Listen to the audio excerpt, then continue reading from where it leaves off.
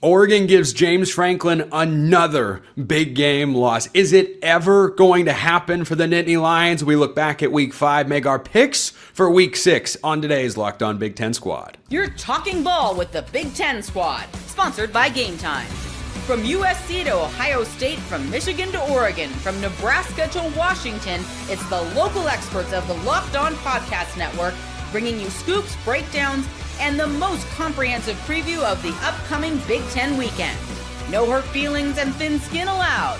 Squad up, you're part of the Big Ten Squad. Happy Thursday, everybody. Welcome to this week's tightly knit Locked On Big Ten Squad. I'm Spencer McLaughlin, your host. Nick Arvin of Locked On Boilermakers is here. Zach Sako, Locked On Nittany Lions, bravely showing up for the squad this week to take mild verbal abuse from the three of us here. Jacob Goins, Locked On Hoosiers. He's here too after escaping Iowa City with a win. So let's hop right into it. Sako, we gotta go to you first here because look, I'm rocking the Oregon gear today. It would have felt sacrilegious. I'm so glad you host these.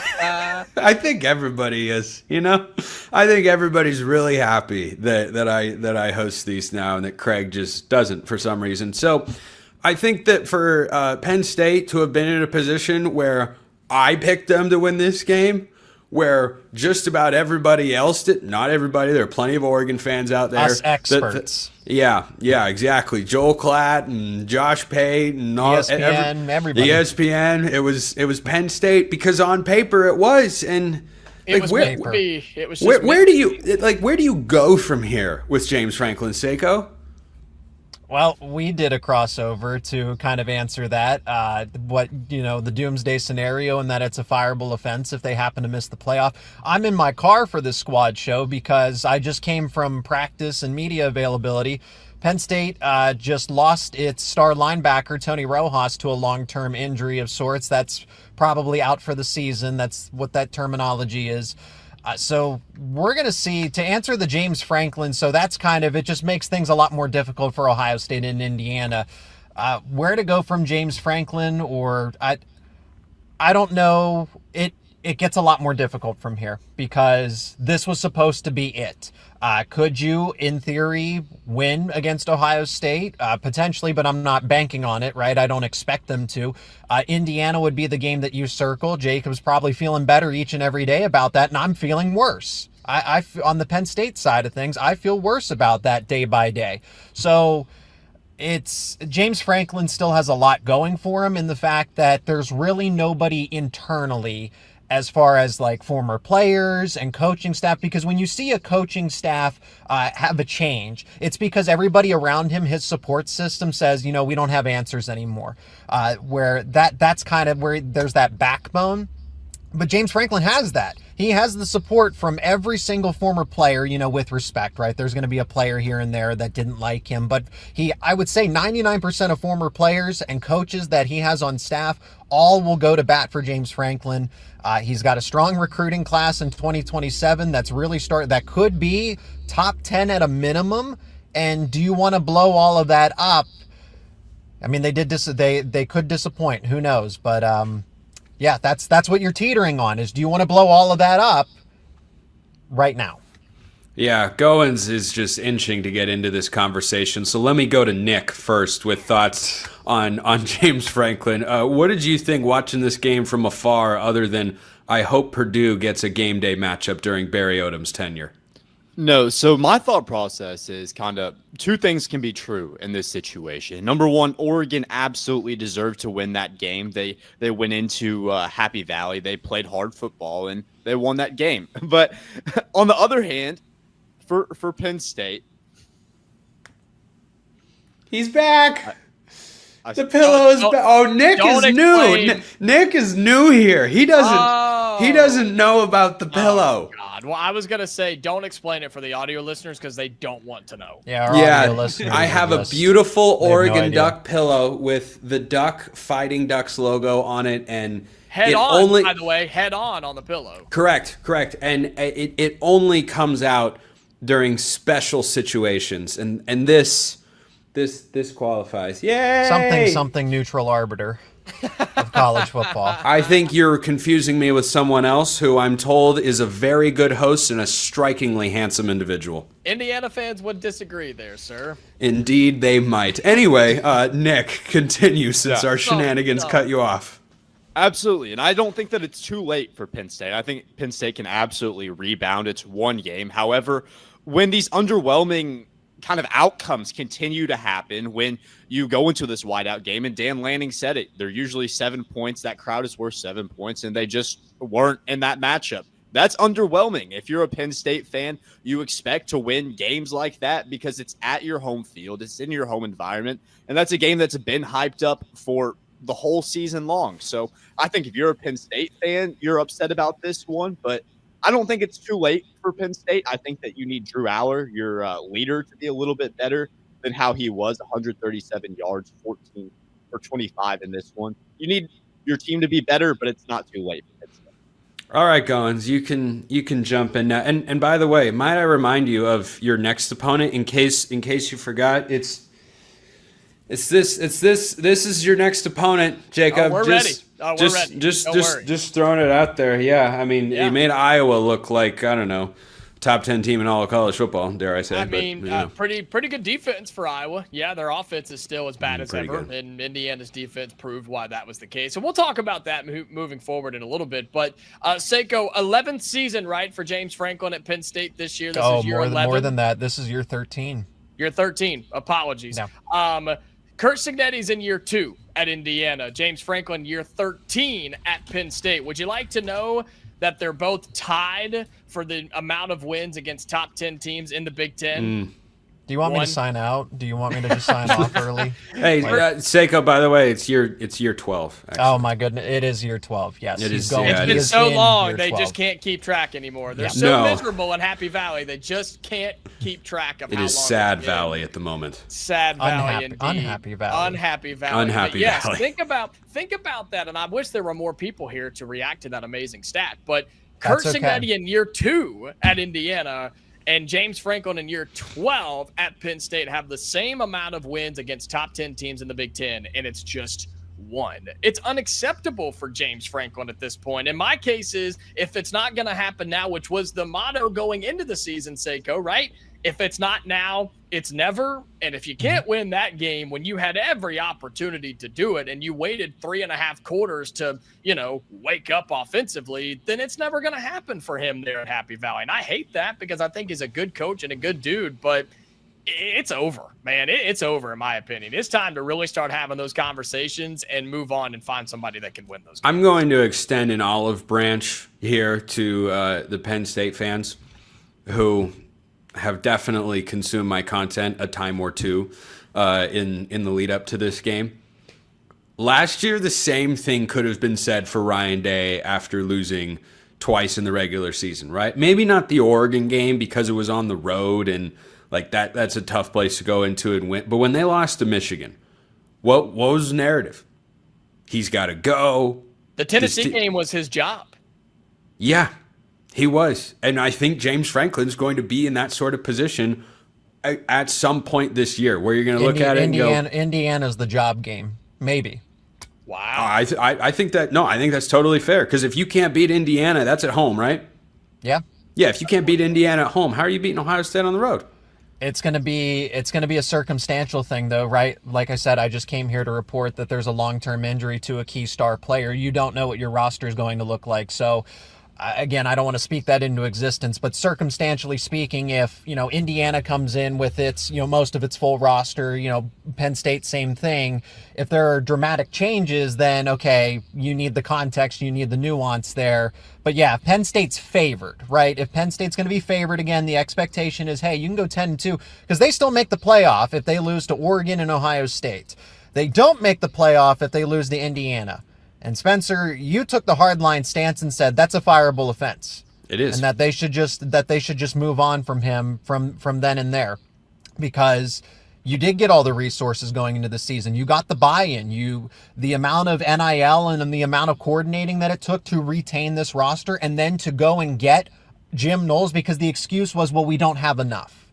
We don't have enough. We don't have the right coordinator. We don't have the right coordinators. We weren't able to retain our players, right? There was always that. It was just, we're missing one piece. And then this time, what I said on my show all season was, or off season was, they don't have that missing piece. Okay, so then what is it this time? Yeah, I think that's a great way to put it. Is like, if this is the best shot that he's had, and if he doesn't turn it around, I don't know how you can feel optimistic about going for it. It's not like he's only been given 2 or 3 years. It's over a decade at this point. More from week 5 beyond what happened in this game. Goins, what almost happened in Iowa City? We'll talk about that. Ohio State gets it done at Washington. That is all still to come on the Locked On Big Ten Squad.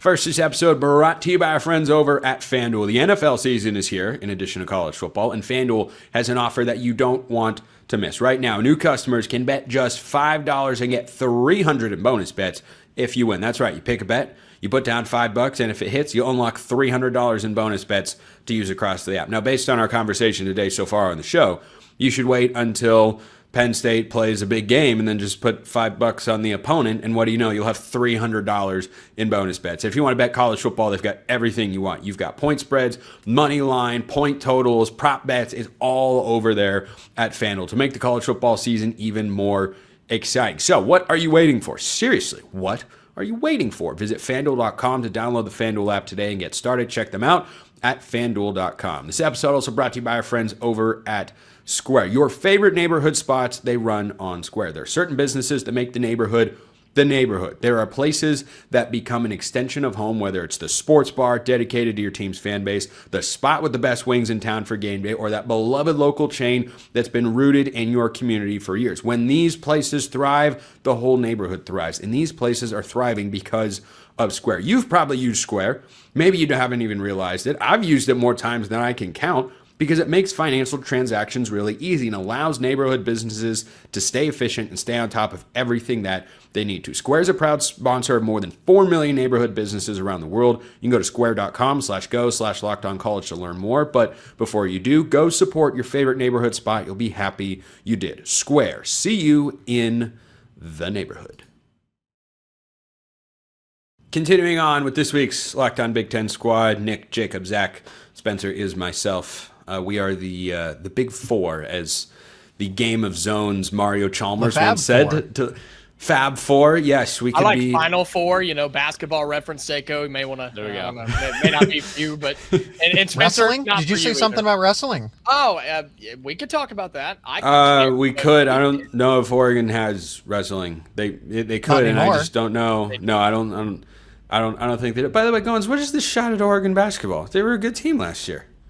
You should know. They beat Indiana. They beat Indiana. They knocked us out of the NCAA tournament. Yeah, exactly. Yeah, don't be taking shots at Oregon basketball on the show. All right, let's get back into the football, though, because your team, Jacob, we're starting with you. 20-15, the final. Now, am I correct in saying that they readjusted the rushing stats in this game by removing Fernando Mendoza's sprint into the end zone for a safety? We don't have to talk about that play. It was, but that happened. That happened, right? Yeah. No, it happened. Yeah. Okay, that's what I think. It happened. Yes. I think it makes plenty of sense. But this game is one that I talked about on my show, and I said, just forget about it if you're an Indiana fan. Like, this is ugly. This is not a great game. Yeah. And Iowa's a good defensive team. Yeah, they're at home.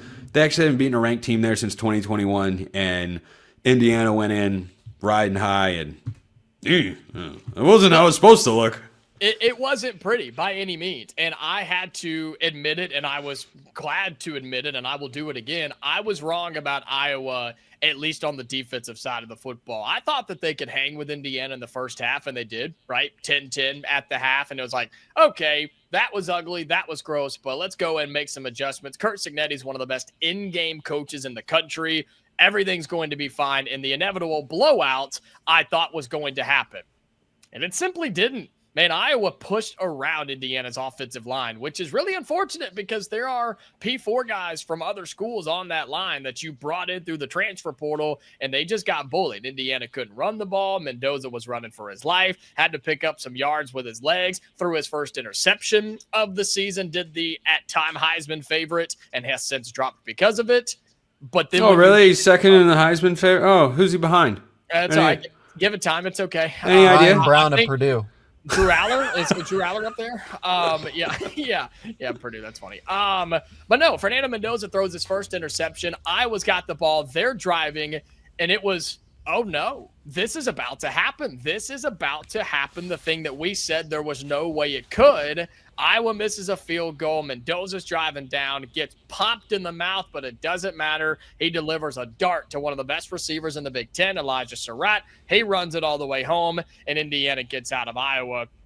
And there's a lot to work on here. You can't have the offense just stall out the way that you did and expect to win big football games in Eugene and in Happy Valley, because guess what? They have good defenses too. So I'm still confident in Indiana, but there are major concerns here with the offensive guys up front, especially against a good Iowa defense. But the fact that we're going to see better ones moving forward is kind of scary. I think Iowa's defense being good and it being on the road is why the final score of the game should be 27-10, not 20-15. That's kind of the way I came away seeing it. Seiko, what about you?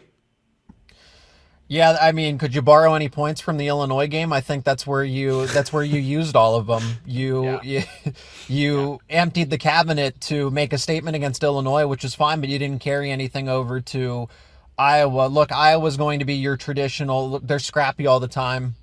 That they're going to give you a fight no matter what. I'm never going to overlook. I mean, Penn State's going to go to Kinnick. I'm not going to overlook that game by any means. And I know that maybe Mark Gronowski might be banged up and stuff like that. You're still going to get usually the best from Phil Parker in the defense. The interesting thing is, though, Rutgers seemed to have no issue moving the football against that defense, but Indiana did.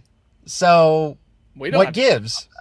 Yeah. No, it's usually a game plan, coaching thing, player motivation. But Indiana's defense looked incredible, guys. You had guys like Aiden Fisher, Michael Kamara. Oh yeah, against Iowa's offense, that's difficult, man. It's hard to look good against. They might have the Joe Moore Award winner at offensive line, though. They could, but Seiko, can I commend your sicko knowledge of college football that you were tuned in to what was, I believe, a Friday night game in Piscataway between Rutgers and Iowa. I love that you just pulled that out. Right there. Nick, absolutely. I know you're newer to the network. Get to that level of desire to watch this sport. There are Big Ten counterparts. Why shouldn't I watch a Big Ten game? I love it. That's Kirk Ciarrocca used to coach at Penn State. Why would I not watch that game? I and think they play Iowa. Penn State plays Iowa. By the way, can anyone tell me the score of the Rutgers game from this past week? Nope.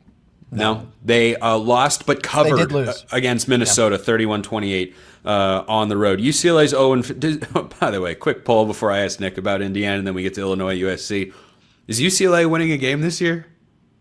They might not, to be honest. Do they have another non-con game on that schedule, or do they play them all? Let me pull up their schedule here real quick. Why is this up for debate? Why are we wasting time on Penn State, Michigan State, because I said so. Penn State, Michigan State, Maryland, Indiana, Nebraska, Ohio State, Washington, USC. Oh my gosh, UCLA's going 0-12. Nope, they're not winning another one. Can I have 30? Can I have those 30 seconds back? Yeah, no, you cannot. But anyway, Nick, closing thought on Indiana, and then you can lead us right into discussion about a team that you've seen this year in USC, who lost another close game to a ranked opponent in Illinois. Yeah, so for Indiana, Purdue's on a bye week. I have to hate watch the Hoosiers, but this is going to sound surprising for me, but I have to stick up for Indiana in this circumstance, because against Illinois, that team, they blew out the Illini, and an Illini team that I thought was going to be pretty good. Definitely give Indiana a fight. They just killed them at home in that matchup. So going into this week, what's the expectation? Well, I thought that USC would show a similar fight against Illinois. I thought that Indiana would show a similar fight against Iowa, and it just goes to show that any week, Big Ten games are hard to win. And for Indiana, I feel like we're having a different conversation if you somehow lose that game against Iowa, but you don't lose that game. So I don't feel like it's the end of the world. You don't have your best showing, but defensively you did enough. You kept Iowa to a low enough score that you were able to pull it out. Stick with your identity. If you're a Hoosiers fan, I don't think that team really has much to worry about at that point. And then do you want me to go ahead and hit on Yeah, Illinois? go ahead and go right into USC, because Lincoln Riley did it again. Talk about UCLA. Just mention UCLA. Snatch defeat. Northwestern, if you want. I mean, yeah, let's win a Big Ten game. See, but yeah, they did. I expected them to. I think we all kind of expected them. Yeah, but Nick, USC snatched defeat from the jaws of victory again. Mekhi Lemon was unguardable, and yet they still lost. Yeah, so for me, like I said, I thought USC was going to beat Illinois. I didn't really know where Illinois would be. And from a Purdue perspective, Purdue, they face off against USC earlier in the season, and Purdue, they face off against Illinois this Saturday. So for me, it felt like this game was a bit of a measuring stick as to where this Illinois team is, because, I mean, you beat Duke, but coming off a loss 60 to whatever against Indiana, I mean, we don't yes, I apologize. We don't really know how good that Illinois team is. And then against USC, they go into that one, and Luke Altmaier, he outplayed Jade Mayava, and they get the win. So it really it goes to say that this team, they played terribly against Indiana. They're able to bounce back. For Illinois, I still feel like there's a question mark on that team. Going up against Purdue this week, they opened up as only a touchdown favorite. So they certainly aren't given the respect that they were before Indiana. We'll have to see if they're able to earn that back. Yeah, and I don't think it was so much Altmaier outplayed Jaden Mayava, who was brilliant in this game. I think he just outplayed the USC defense, which, frankly, was the side of the ball we had fewer questions about.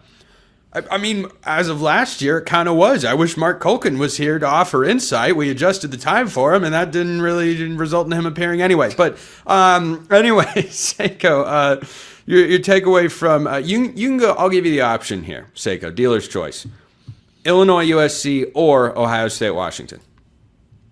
Well, let's take Ohio State, Washington, because we just spent time on USC. Go for it. Go for it. Yeah, Ohio State. I mean, that was supposed to be an upset watch, and Jacob, you and I talked about it in a crossover episode that we're not going to fall for this, right? Washington's not good enough to, even if that is at home, they're not even close to Ohio State's level. And not 24-6. I have question marks about Ohio State's offense not being able to score more points. But I said Matt Patricia is going to be able to run circles around Damon Williams and whatever Jed Fish try to coach up and scheme up. This is going to be easy. Ohio State's never going to get into another true chess match until the Penn State game, unless Jacob. I'm missing something. Yeah, I'm kind of there. I mean, I think that's a very underrated win for Ohio State. I think not enough people are talking about the idea that they went out to Husky Stadium and pretty much manhandled that game. And I know it was easy for them. It was close in the second half, but it wasn't if you watch that game. And so that will be a win Ohio State looks back on and college football looks back on, because I think Washington's going to continue to win football games from here on out. That's an underrated win for the Buckeyes. So we don't say that very often about Ohio State. Washington has to go to Maryland on the road this week. I wouldn't overlook that game if I were Washington. I'm just going to throw that one out there. Why don't we talk about it? You know what? We will. And every other game the Big Ten is playing this week. More to come on this week's Locked On Big Ten Squad. First, this episode brought to you by our friends at Mazda. Mazda crafts cars for those who do more than simply move. Kind of like your favorite players on your favorite teams. They're doing more than just playing a game or getting some yards. They're moving the team forward. Mazda moves the car game forward. Mazda delivers confidence with every ride, with more IHS Top Safety Pick awards than anyone else as of August 2025. You can feel the Japanese craftsmanship in every detail, from the metallic accents to available Nappa leather upholstery. You can make everyday drives feel like anything but. Why be boring? Why be ordinary? Why be Fernando Mendoza when you could be Dante Moore? I mean, goodness gracious, that's not even a close discussion. Jacob is just seething backstage at that particular comment. But from smooth handling to intuitive controls, with all-wheel drive in every crossover SUV, you can drive with confidence through almost any season. Like the players of your favorite team, Mazda sweats every detail. Because when you make every detail and every move count, impossible becomes irrelevant. Mazda, move and be moved. This episode also brought to you by our friends over at Game Time. College football is back. I love it. You love it. We all love it. And the tailgates, the rivalries, the energy in the stands, there's nothing like it. There's nothing like it. If you want to experience that in person, Game Time is the way to go. And you don't want to go through a battle just to get to the games. Endless queues, hidden fees, prices jumping at checkout. That's why you should use Game Time, the app that gives the advantage back to fans. It's the easiest way to score last-minute tickets at the best prices with no surprise fees. What you see is what you pay. That's my favorite part about it. You don't get slapped with more at the end. It just bugs the crap out of me, and Game Time is not about that. Take the guesswork out of buying college football tickets with Game Time. Download the Game Time app, create an account, and use code LOCKEDONCollege for $20 off your first purchase. Terms apply. Again, that's promo code LOCKEDONCOLLEGE for $20 off. Swipe, tap, ticket, go. Download Game Time today. All right, let's get into our picks for Week 6 in the Big Ten Conference. And Oregon off after their big win against Penn State. They get to sit with that for a while. I think plenty of Oregon fans are okay with that. Let's start with the game we were talking about on the other side of the break. Washington going across the country to take on undefeated Maryland. Nick Arvin, are you riding with the Terrapins here? Mike Locksley might surprise some people with Malik Washington at quarterback. I mean, if you told me preseason that the spread on this game opening up would be 6.5, I would say that you're absolutely crazy, because I thought that, like a lot of people thought, that Maryland would be one of the worst teams in the Big Ten this year, and they've been anything but. Although they haven't had a big test so far, Malik Washington, he's really proved that he's kind of an X factor for this Maryland program, where he can bring this program to a couple more wins than anybody really expected. However, I don't believe that he's going to be able to win against the Huskies. I think that this Washington team, we talked about it week after week after week, they're continuing to rely on the run with Jonah Coleman, one of the best running backs in the nation. I think that they have the advantage there over Maryland, and I think that Maryland, facing off against one of their first big tests, they fail, go to 4-1 on the year. Listen to the shot taken at Wisconsin in there. They haven't been tested yet. They were on the road at Wisconsin last week. Seiko. Wisconsin is not a test in 2025. Oh, if only Ryan Herrings were here to defend his Badgers. Alas, he's not. That's about all. Seiko, Huskies or Terrapins? It'll be a defensive struggle, to say the least, because I don't think Washington's going to have to overcome the cross-country trip. And Maryland's actually really good defensively, but granted, I will say they haven't been challenged defensively to this point. Malik Washington's only going to get better.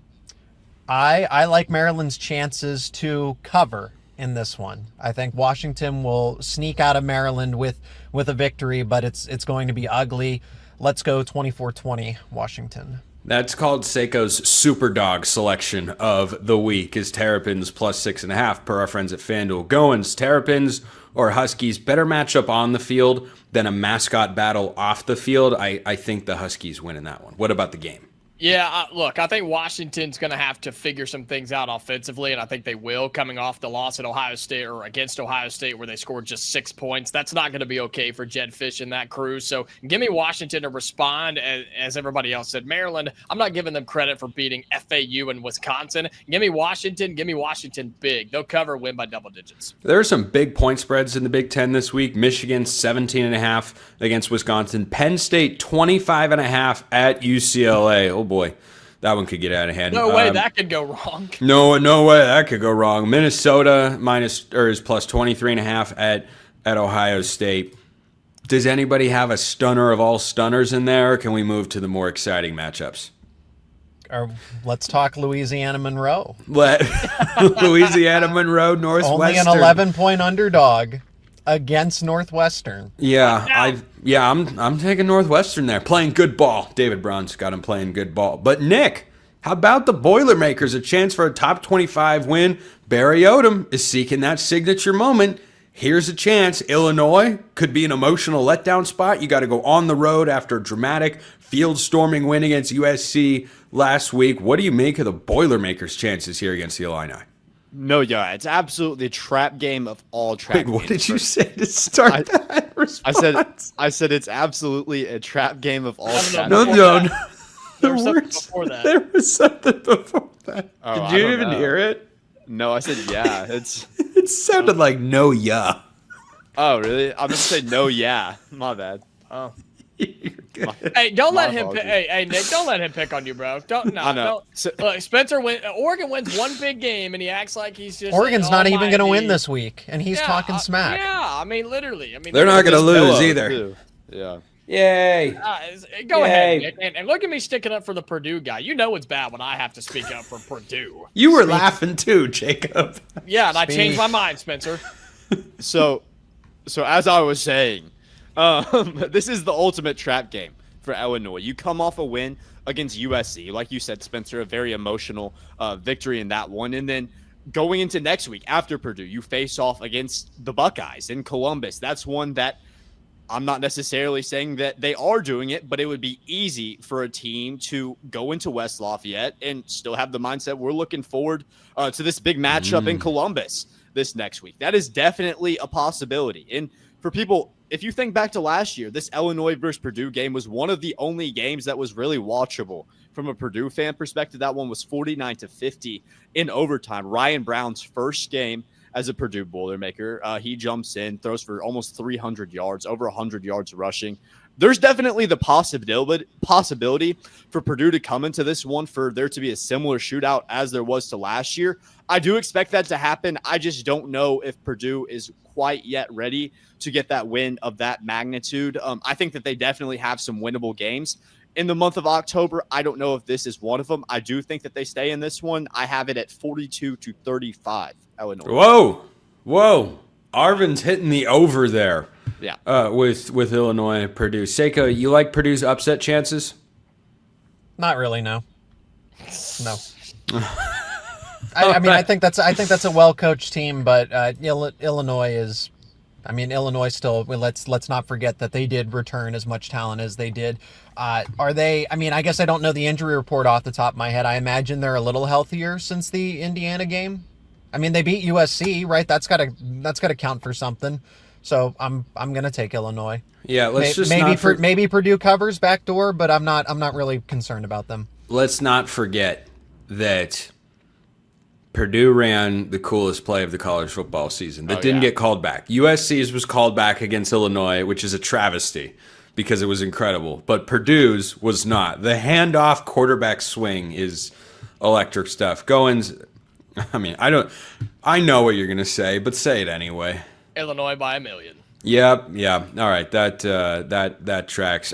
Real quick, rapid fire, because this is kind of a sneaky fun game. Michigan State at Nebraska. Anybody think the Spartans can pull it off in Lincoln? No. Points. That's your points game. Yes. The moral victory. That kind of worth something for. I wish Sheehan was here. Maybe we'll get him next week. Nick Arvin, Locked On Purdue. Zach Seiko, Locked On Nittany Lions. Jacob Goins, Locked On Hoosiers. I'm Spencer McLaughlin from Locked On All Over the Place. That is it for this week's Locked On Big Ten Squad. We'll see you next time. And until then, hope you all have a wonderful rest of your day.